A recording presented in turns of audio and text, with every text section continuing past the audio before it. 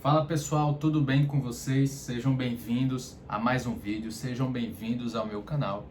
Esse canal que nós falamos sobre valuation, certo?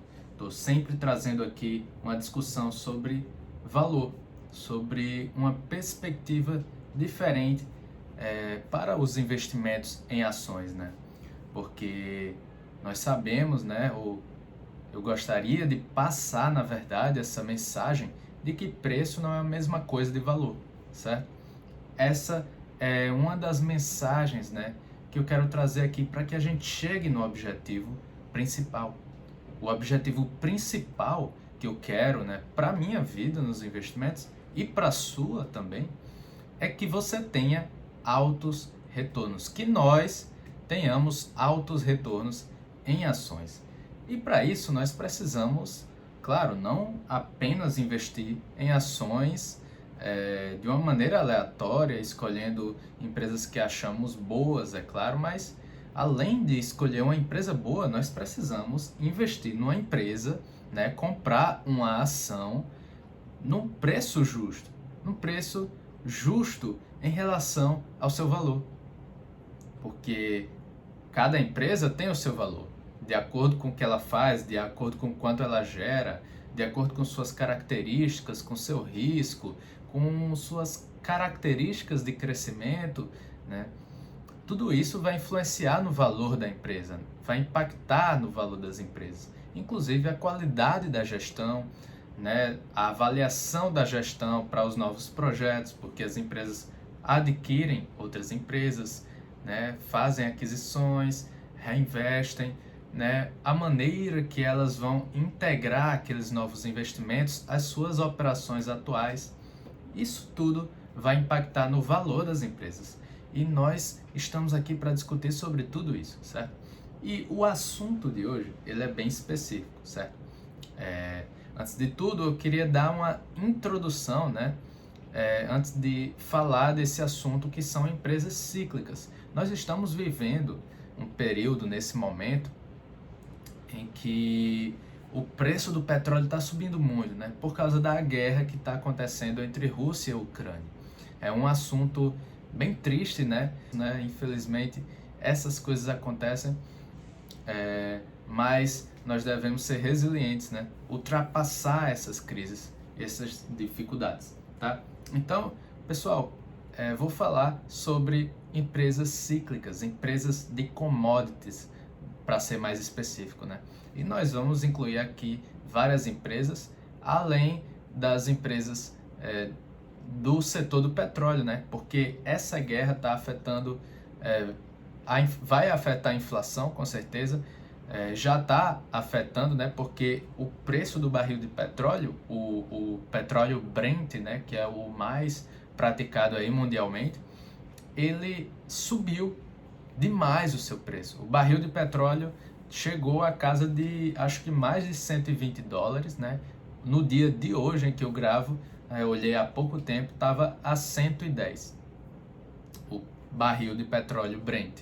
Então, é um preço que faz muito tempo, né, que não chegava, que não alcançava esse preço. Então, é um assunto que eu já queria trazer sobre empresas de commodities, e essa é uma ótima oportunidade para eu estar falando aqui para vocês. Então, vamos primeiro falar sobre o que é valuation, né? Valuation, ele é um processo em que nós procuramos determinar o preço de um ativo, certo? E existem vários métodos para realizar esse processo de determinação de um ativo. Um desses métodos é um método de fluxo de caixa descontado, em que nós vamos nos basear em tudo que a empresa gera, né?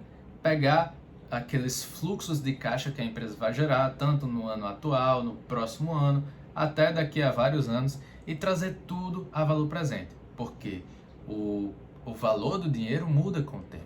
Lembre de alguns anos atrás, né? R$1.000 comprava muito mais coisas do que se compra com R$1.000 hoje em dia. Então o dinheiro muda de valor com o tempo. Nós pegamos todos esses fluxos de caixa que a empresa vai gerar e trazemos a valor presente, certo? Mas qual é a particularidade para as empresas de commodities, né? Existem particularidades quando a gente vai fazer o valuation dessas empresas que têm características bem diferentes, né, de outras empresas, né, da maioria, do geral. Elas se diferenciam em algumas partes. Então, vamos entender antes o que é commodity, né, para que a gente entenda, né, como fazer, como determinar o valor dessas empresas, né? Vamos entender como elas funcionam primeiro. Pessoal, commodity é um produto, né, que ele é produzido em massa no mundo inteiro, globalmente, certo? Imagine que uma empresa ela detém toda a produção de um determinado produto. Quem é que ditaria, quem é que iria dizer quanto vale aquele produto, né? Ela seria um monopólio, ela ia controlar tudo, né? Ela ia, se somente aquela empresa produz o determinado produto, ela é que iria dizer o preço, né? Eu vendo por isso, por esse tal valor. Se você quiser comprar, você compra. Se não quiser, não compra. Mas não é assim que funciona com as commodities, né? O petróleo, ele é produzido aqui no Brasil, ele é produzido em outros lugares do mundo, certo? E se, por exemplo, a Petrobras quiser vender a um preço muito mais alto do que é praticado pelas outras empresas ao redor do mundo, ninguém ia comprar da Petrobras, porque as empresas, né, quem precisasse de petróleo, facilmente iria encontrar um barril do petróleo sendo vendido a um preço bem menor do que o que a Petrobras vende, certo? Claro, isso não é o que acontece, eu estou dando um exemplo hipotético, certo? Para que vocês entendam o funcionamento aí, certo? Então, como ele é produzido, né, globalmente, em massa, existem vários produtores de petróleo, não tem, deve haver, na verdade, um consenso para determinar quanto vale aquele barril de petróleo, certo? E além disso, a qualidade nesse petróleo vai mudar muito pouco. Existe um tipo de petróleo que ele tem uma qualidade mais elevada do que outros, né? Mas geralmente eles não mudam tanto de qualidade. Os commodities têm essa característica, eles são muito parecidos, né? O milho que é produzido em outro país, a não ser o do Brasil, é muito parecido, né? O milho quase sempre é o mesmo. Eu acho que na verdade nem deve ter diferença, mas o milho é um commodity, é uma commodity. O trigo é uma commodity, porque eles são muito parecidos, eles são produzidos em larga escala, né? Então, deve haver um consenso entre esse preço que vai ser praticado no mercado global. E esse valor é determinado em dólares, né? Esse preço é dolarizado. Então, o preço do barril de petróleo é dolarizado. O preço do milho, o preço do trigo, o preço da soja, tudo isso é commodity, tudo isso tem um consenso em relação ao preço da unidade ou do volume que é determinado. No caso do petróleo, é o barril de petróleo. E não sei quantos litros tem, mas existe um preço ali que é praticado. Então todos vão tender a vender por um preço muito parecido, né? Então, as empresas de commodities funcionam dessa maneira, certo? E quais são as características dessas empresas que trabalham com commodities, né? Essas empresas possuem um alto nível de alavancagem operacional. O que é alavancagem operacional? É quando você tem um alto grau de custos fixos em relação aos variáveis. Ou seja, independentemente do quanto você produz, assim, independentemente do preço do barril de petróleo, por exemplo, a Petrobras vai ter uma certa quantidade de custos fixos, certo? Mesmo que ela produza 1000 barris de petróleo, aquele custo para ela vai continuar o mesmo, certo? Então, o custo de produzir 1000 barris de petróleo vai ser sempre muito parecido, a não ser que a empresa ela busque se inovar, ela busque melhorar, né, para reduzir os seus custos, mas vai ter muito custo fixo, né? É diferente de uma empresa com grandes custos, uma grande parcela dos custos variáveis, né, em relação aos fixos. Ou seja, ela teria uma baixa alavancagem operacional. Quando ela tem muito mais custos variáveis do que fixos, ela fica muito mais resiliente, né? Existem empresas que são muito beneficiadas com essa baixa alavancagem operacional, porque em tempos ruins elas conseguem baixar os seus custos e aí não vai ter um grande prejuízo líquido. Agora, uma empresa com altos custos fixos, né, porque independente do momento da economia, ela vai ter um nível de custos mais estável, né? Aí isso aí vai ser muito ruim. Agora, vamos imaginar que o preço do petróleo ele sai de 110 do patamar atualmente, no momento em que eu estou gravando aqui, se ele cai para $70, os custos, né, vamos dizer que a Petrobras ela está sempre produzindo 1.000 barris de petróleo, certo? Ela sempre produz isso todo ano. Se o preço do barril baixar, ela vai lucrar muito menos do que antes, né? Mas ela vai manter os seus custos, porque ela extraiu a mesma quantidade de petróleo, né? Sendo que agora o preço desse petróleo extraído é o mesmo, certo? Então ela vai mudar o seu nível de receita, mas os seus custos eles vão permanecer aí quase parecidos, né? Porque ela tem muitos custos fixos em relação aos variáveis. E, portanto, os seus lucros são instáveis. Essa é outra característica das empresas de petróleo. Por que é instável? Porque a economia ela varia, né? O preço das commodities ela muda muito.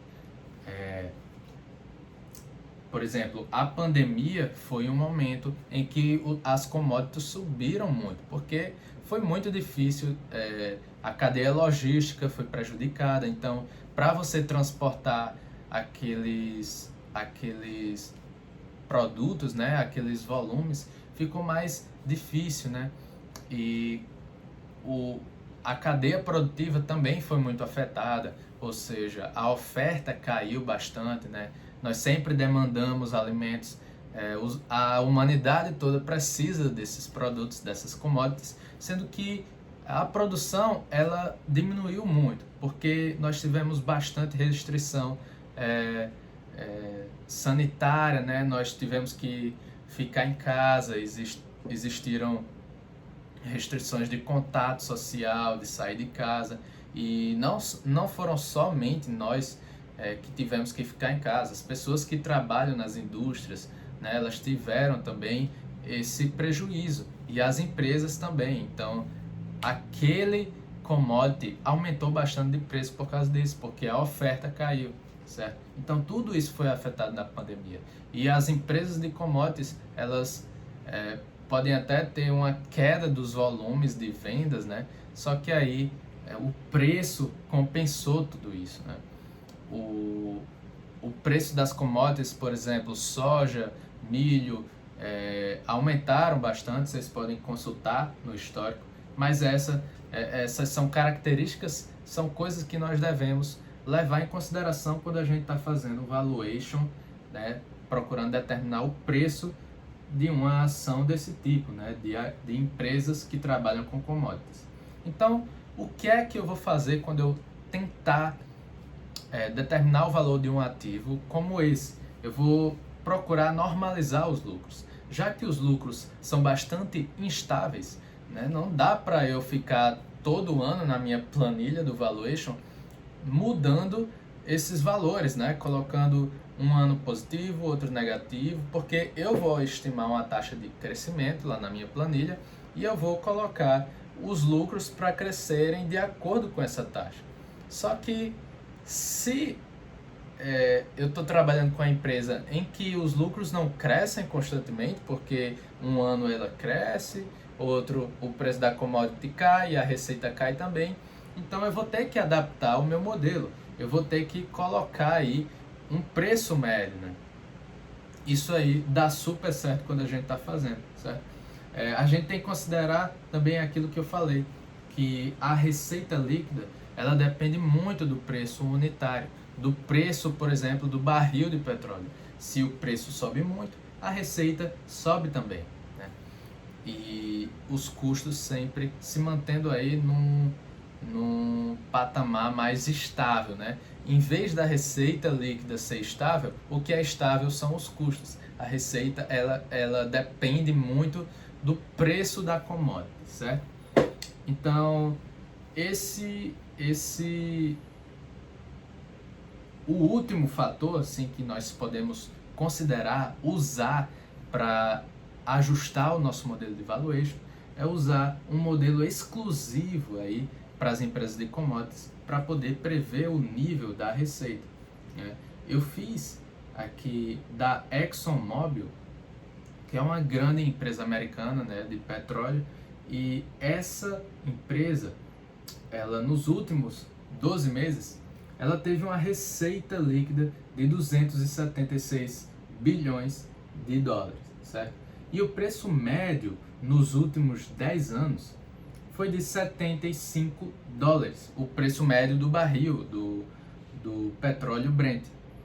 E o preço atual seria 110, mas eu coloquei aqui 95, só para ser uma média, né, entre esse momento que a gente está passando, né? Não, a gente sabe que não vai ser sempre 110, ele pode variar, então coloquei 95, certo? Como é que eu vou fazer para descobrir, para prever uma nova receita aí, de acordo com esse preço atual? Basta eu fazer 276 bilhões, que é a minha receita atual, vezes 95 sobre 75, certo? Isso aí eu vou estar fixando, eu vou estar dizendo nesse cálculo que a minha receita, ela sempre, assim, está quase 100% seguindo o preço da commodity. Então, basta fazer esse simples cálculo que eu vou encontrar uma receita corrigida aí pelo preço do barril do petróleo, que seria 350 bilhões, né? Ele teve um aumento aí da receita, né, de, deixa eu ver, 95 sobre 75, seria um aumento aí de quase 27% do preço do barril do petróleo. Então nós vamos ter na mesma proporção aí um aumento para a receita, certo? Deixa eu só verificar se é isso mesmo, vezes aumentando 27%, exatamente. Nós vamos estar dizendo que a receita, ela vai crescer na mesma proporção do barril de petróleo. A gente sabe que isso às vezes nem acontece, né? Não acontece assim 100%, é por isso que isso é uma estimativa. Nós estamos buscando ser o mais exato possível, mas isso aqui é só uma estimativa. Pode ter erros, né? Como na verdade tem, existe muito risco, a economia ela é instável, não tem como prever, então tudo que a gente faz aqui é uma estimativa. E aí como é que eu vou calcular o meu lucro operacional, né? Só vou tirar os custos, né? Você pega aí a média de custos da empresa, né? E você calcula aí os custos, pega essa nova receita, diminui os custos e você vai ter aí o seu lucro operacional, certo? Receita corrigida, que nós encontramos, 350 bilhões, e os custos que eu calculei aqui, eu peguei a média da receita, né, e a média do lucro operacional, diminuí um dos dois, porque receita líquida menos custos vai dar o lucro operacional. Então, se eu fizer o inverso, receita menos o lucro operacional, vou encontrar os custos. É exatamente isso que eu fiz. Os custos, em média, foram de 284 bilhões de dólares. Então, meu lucro operacional vai ser de 66 bilhões, certo? Existe, até em 2020, quando a pandemia, assim, foi o auge da pandemia, né? A ExxonMobil teve um prejuízo líquido de 27 bilhões de dólares, né? Foi porque o preço médio do barril do petróleo caiu bastante. Ó, em 2018, o preço era 71 dólares, né? Em 2019 foi de 64 bilhões. Só que em 2020 caiu bastante para quase 43 dólares, certo? Então caiu muito durante a pandemia. Isso aí afetou todas as empresas de petróleo, tá bom? Esse então foi um método que é exclusivo, assim, ele é um método especial para você prever a receita da empresa, de uma empresa de commodity, baseado no preço da commodity, né? O preço estimado, né? Porque, pessoal, a empresa, ela divulga, por exemplo, ela divulgou o resultado passado, certo? Do trimestre passado, ou seja, o último trimestre de 2021. Nesse momento, nós estamos em março de 2022. E o petróleo de lá para cá já subiu bastante. Então eu posso tentar prever, né, calcular uma estimativa aí para o lucro trimestral da empresa, né? Esse lucro trimestral de agora, basta eu pegar o preço médio nesse trimestre atual. Então, pessoal, antes de começar aqui a mostrar, né, o preço justo que eu calculei para as ações da ExxonMobil, né, esse valuation que eu fiz, eu queria estar mostrando a vocês que as empresas de commodities, elas só podem gerar bons lucros, assim, basicamente, de duas maneiras, né? A primeira maneira é tendo uma boa relação de oferta e demanda, certo? Uma demanda e oferta favorável, né? Essa relação entre elas de forma favorável para a empresa, né? E também reduzindo os seus custos de produção, né? Em relação à primeira característica, né? A primeira maneira, na verdade, relação de oferta e demanda favorável, nós podemos estar trazendo o exemplo aqui da OPEP, né? Que são os países, Organização dos Países Produtores de Petróleo, alguma coisa assim.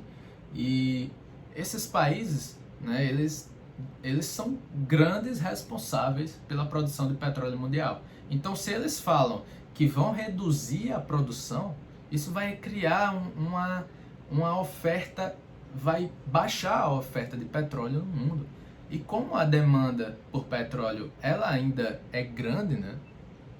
Então, esse preço vai subir, né? Se ela simplesmente diz que vai baixar a sua produção, isso ocorreu aí recentemente, acho que ano passado, alguma coisa com a Rússia, teve um problema aí entre Rússia e Arábia Saudita, se eu não me engano, não lembro muito bem, mas isso fez com que a produção baixasse, e aí o preço subiu. Eu acho que foi no ano de 2020, quando o preço do petróleo caiu bastante, e eu acho que a Organização dos Países Produtores de Petróleo, eles decidiram baixar a produção para criar aí uma escassez de forma que o preço subisse mais, porque estava dando prejuízo, como nós vimos aqui para a ExxonMobil, né? E teve o exemplo também da pandemia, né? Da cadeia produtiva, né? Isso aí dificulta o produto chegar até nós, né? Também dificulta a produção, e a pandemia afetou tudo isso. A outra maneira que as empresas de commodities têm para gerar bons lucros seria reduzindo os custos de produção. Nós podemos trazer aqui os exemplos de novas tecnologias, né? Não sei como era antigamente, mas talvez a bomba de extração de petróleo tenha evoluído de um tempo para cá. E também tem a questão do pré-sal, né? A Petrobras, o ouro assim dessas empresas de petróleo seria o pré-sal, porque ele tem uma ótima qualidade, né, do petróleo, e também tem um ótimo custo de extração, certo? O custo de extração é bom, então eles baixando o custo aumentam os seus lucros, certo? E aí vamos aqui para o tão desejado momento do valuation da ExxonMobil, certo? O modelo que eu adotei, além do fluxo de caixa descontado que eu fiz aqui para a ExxonMobil, né? Eu fiz aqui um fluxo de caixa livre da firma. Então esse fluxo de caixa aqui, ele é um fluxo de caixa antes do pagamento da dívida, certo? Ele não considera os pagamentos da dívida para o cálculo desse fluxo de caixa livre. Se vocês ainda não entendem o que é fluxo de caixa livre da firma, o fluxo de caixa livre do acionista, eu tenho um vídeo falando de cada assunto, ou seja, 2 vídeos, né? Cada um falando sobre um assunto. Então, vocês podem ir lá procurar. Então, eu fiz um modelo de fluxo de caixa descontado, considerando o fluxo de caixa livre da firma, ou seja, um fluxo de caixa antes do pagamento das dívidas, né? Ele é livre de tudo, fluxo de caixa livre de tudo, porém, não é livre, não está livre dos pagamentos de dívida, tá?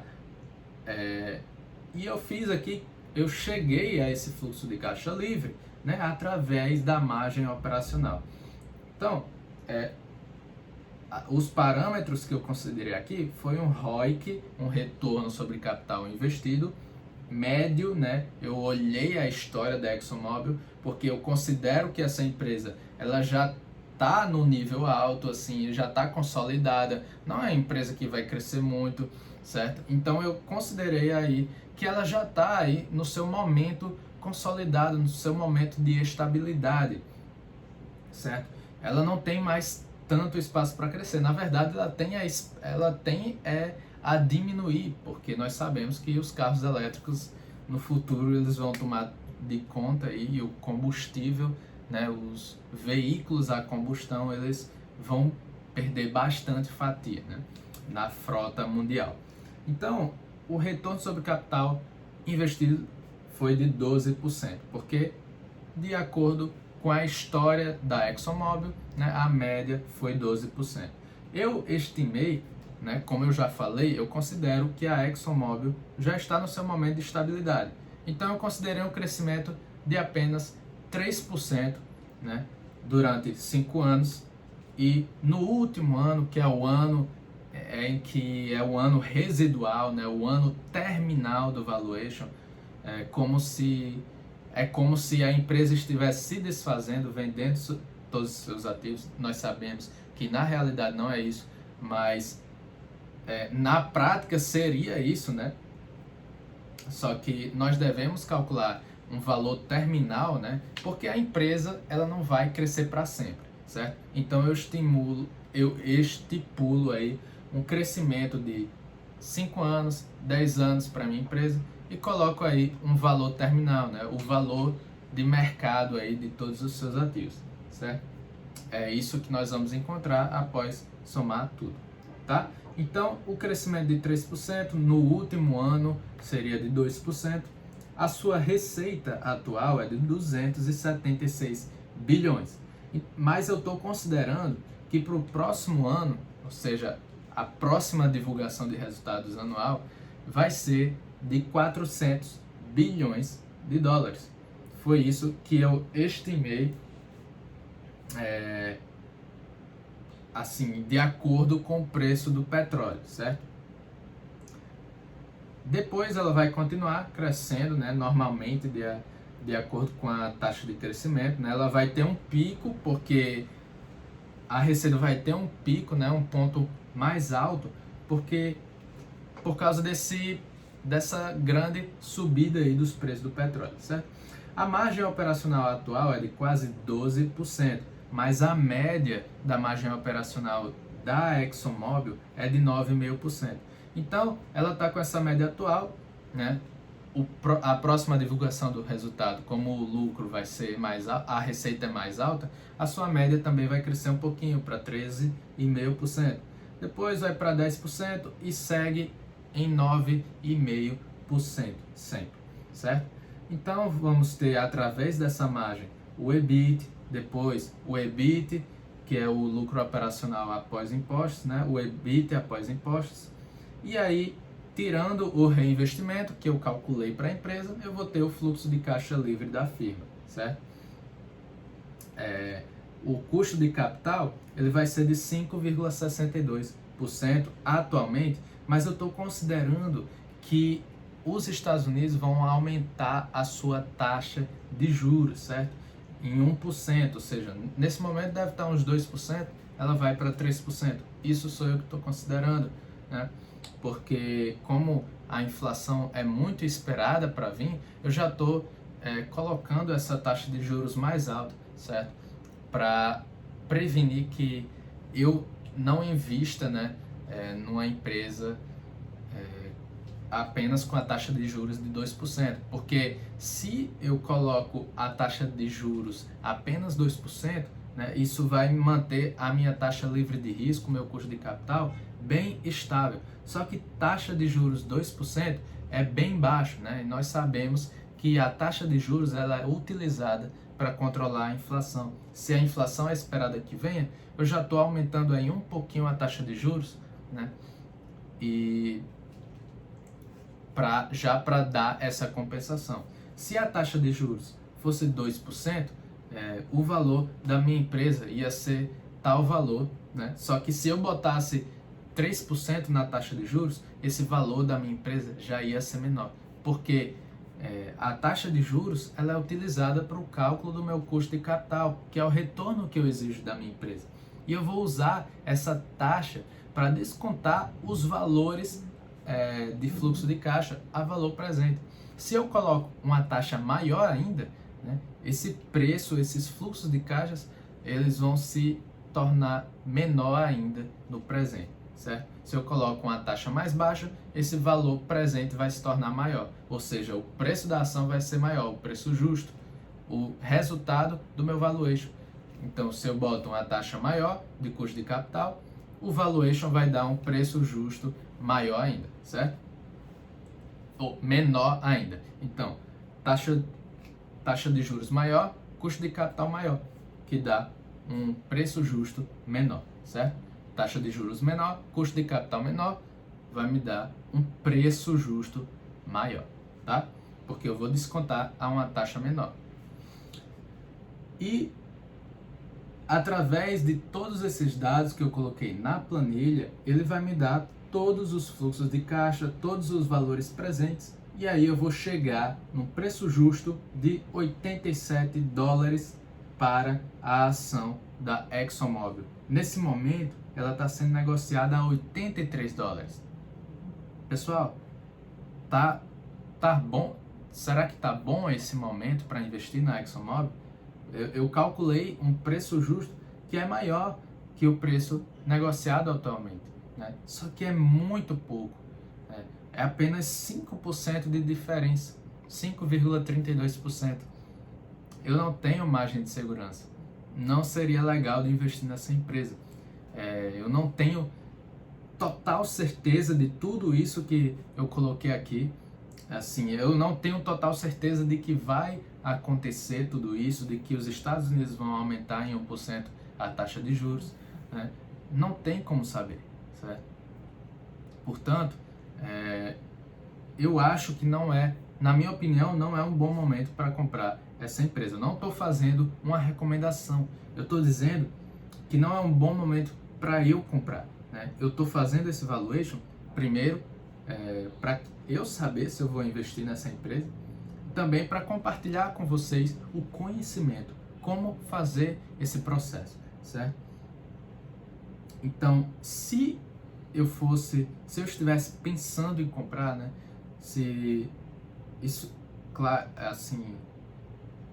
fosse eu, né, aqui nessa decisão de comprar ou não, eu não compraria, porque eu não tenho margem de segurança.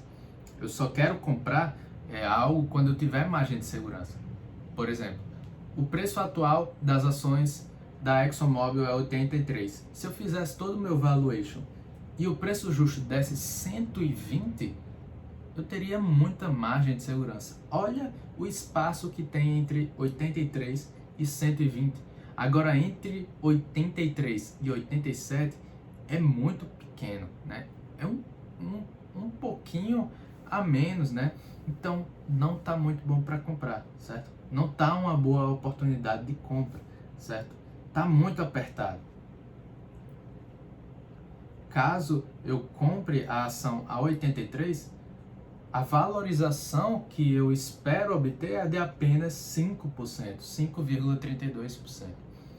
Então, frente a todo esse risco, porque nós não sabemos o que vai acontecer no futuro, vai que o preço do petróleo cai, né? Se o preço do petróleo explodir, né, subir muito ainda, isso seria bom, né, se eu tivesse investido.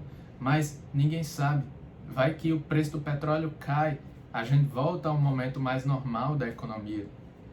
Eu iria ser prejudicado, meu investimento. Essa é a importância da margem de segurança. Então, pessoal, eu agradeço a atenção de vocês, espero que vocês tenham entendido. Apesar de ser um assunto mais prático, fica mais difícil às vezes de compreender, né? Só que é importante que vocês tenham visto os outros vídeos para que vocês possam entender esses assuntos, né? Porque eu trouxe aqui vários tópicos, né? Vários parâmetros: ROIC, crescimento, margem operacional, EBIT, fluxo de caixa livre do acionista, da firma, né? Reinvestimento, custo de capital. Pode ser que vocês fiquem perdidos em alguma coisa assim. Então é por isso que vocês devem assistir os outros vídeos para entender e ficarem assim mestres em tudo isso, para vocês virem aqui e entenderem tudo que eu estou falando, certo? Mas em resumo, eu peguei tudo que a empresa ExxonMobil vai gerar no futuro, de acordo com aquilo que eu espero, em termos de crescimento, de risco, de geração de caixa. Então eu peguei tudo isso e trouxe aos valores de hoje. E eu cheguei ao resultado de 87 dólares por ação, certo? Sendo que, na verdade, está sendo negociada a 83 dólares por ação. Tem uma pequena diferença aí, tá? Então, muito obrigado e até a próxima.